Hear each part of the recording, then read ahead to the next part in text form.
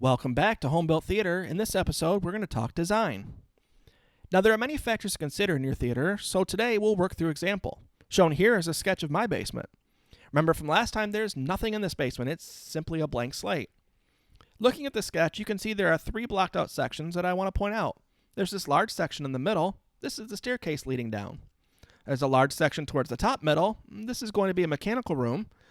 And there's a pole here at the bottom center.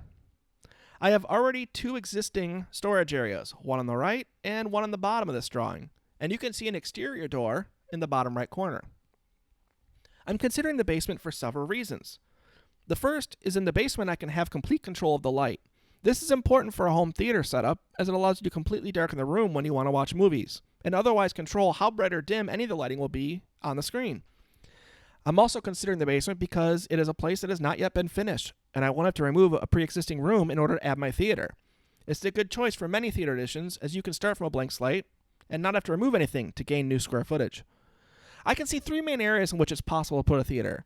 The first is the top right, but this area already has an egress window, which allows in light, and it might be better used as a guest room instead of a theater space since I can't control that light. There's a bottom section, which is the largest, but it has an exterior door, and it's connecting to two other areas. If I wanted to get from the stairs to those other two rooms, I would have to go through the theater, meaning this space is not an ideal spot for the theater. The left space is completely closed off, no windows, and it does not require anyone to go through it to get to another space in the basement. This makes it my best choice in order to build a theater. It is large enough to have a lot of seating, doesn't have any windows, and is in a part of the house in which all sides are underground, meaning I don't have to worry about audio leaking out to disrupt any neighbors. This is the space that I have designated to be my new home theater space. Taking a closer look at this space, let's consider any difficulties in design needs. The first one is some plumbing in this space in the top left, right here. We can block off that area for access later, and let's make it big enough that we can store some equipment back here too. Here we can see that I put in a wall in order to block that space off, and a door so that we can get to it as we need, but it's not really visible. I also decided to put in a curtain here. Having a curtain helps keep any light from outside areas from coming into the theater, but still not as formal as having a door right there.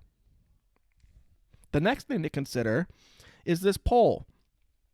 I don't want this to be completely open from the outside, so it might be worth it to put in some kind of wall, door, or other obstruction in this area.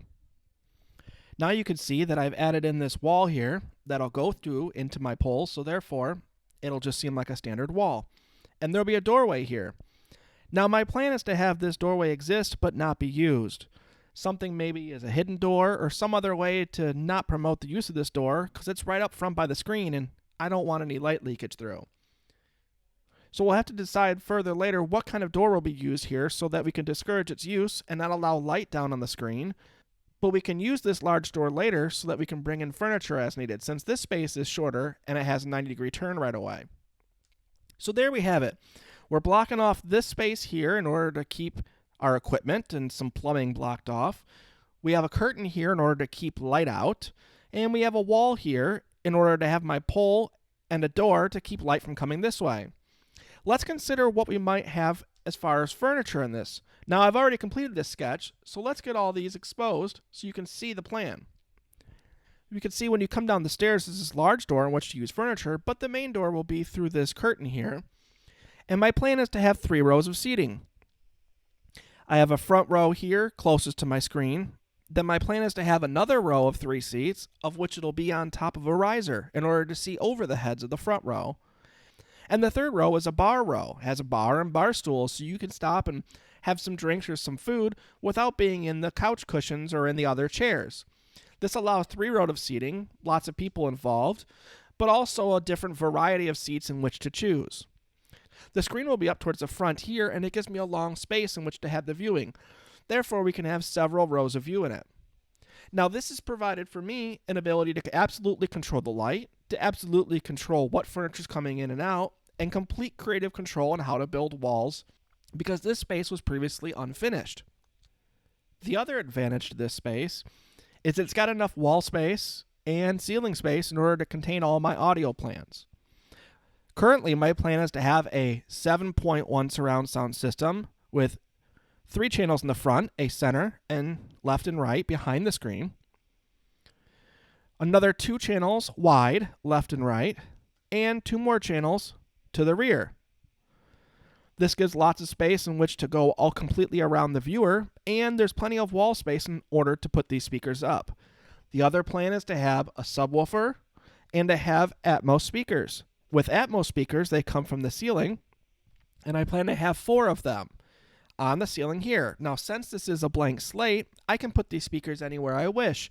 I don't have any pre-existing problems in which I have to go around or try to figure out how I can fit these speakers. So this is the design that we're going forward, and in the next episode, we'll start building it. So if you please go and subscribe if you'd like to follow along, and we can see how we could turn this plan into reality.